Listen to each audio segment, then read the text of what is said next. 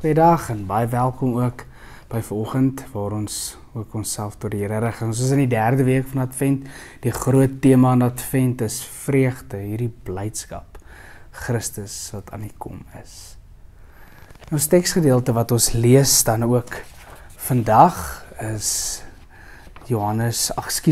Matteus 11 en ons lees daar van Johannes die Doper wat vra of Christus die een is wat sou kom. En dan hoor ons hoe Jesus hom antwoord. Dan kom ons lees die gedeelte, ons lees vanaf vers 2 tot 6. Johannes het in die tronk gehoor wat Christus alles gedoen het en toe hy deur sy volgelinge 'n boodskap aan hom gestuur het om te vra, is u die een wat sou kom of moet ons 'n ander een verwag?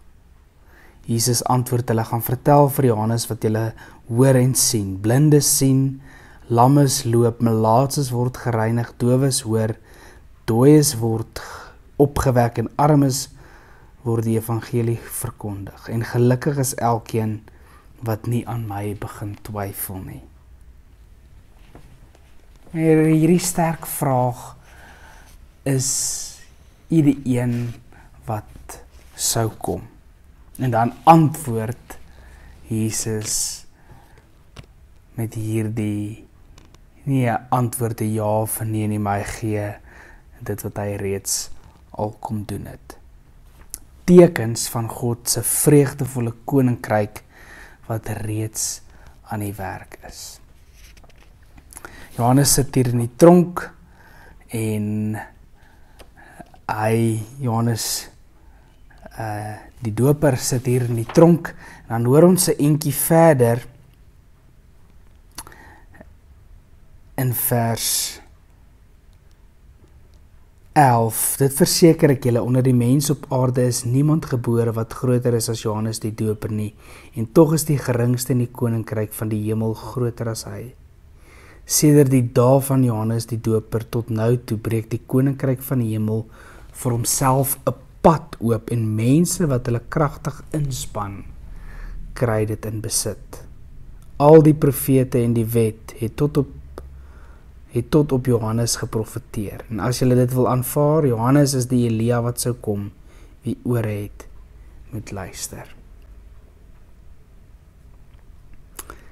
Hierdie pad, Johannes die Doper tot nou toe breek die koninkryk van die hemel vir homself 'n pad oop en mense wat hulle kragtig inspann, kry dit in besit. Miskien is hierdie 'n vraag wat Johannes die Doper vra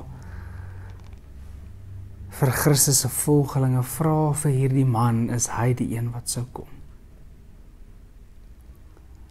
En dan amper met onweerlegbare bewyse of redevoering sal ek sê, the proof is in the pudding. Dit wat julle gehoor het, dit wat julle gesien het, dit wat julle beleef het, gaan vertel dit vir Johannes die Doper. Moenie langer in my twyfel nie. Gelukkig is elkeen wat nie aan my begin twyfel nie. Het is tog ook moeilik dat 'n tema van twyfel is ook by gelowiges 'n groot tema en deel van ons lewens. En omdat ons in hierdie tyd leef, 2000 jaar na hierdie gebeure, en dat ons moet volhard, ons moet vashou aan dit wat ons ook die Here ons geleer het, of vir sy volgelinge geleer het. Christus antwoord, blindes sien, lammes loop, melaatses word gereinig, dowes hoor, dooies word opgewek, en aan die armes word die evangelie verkondig. Mag ek en jy getuies wees van hierdie vreugdevolle ryk wat Christus kom bewerk, deur mense heen te wys, wat het Christus reeds gedoen, of waarmee het hy, waarmee is hy besig? Johannes sit hier in die tronk en ek sou ook twyfel.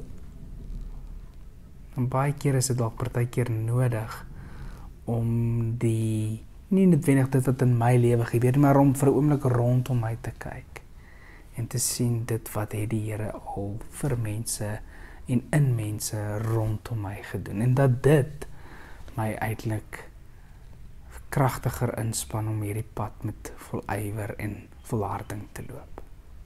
Ons wees bly oor hierdie koms van die Here, ook in Johannes die Doper se vraag en in sy twyfel. Dit partykeer ook ons vraag.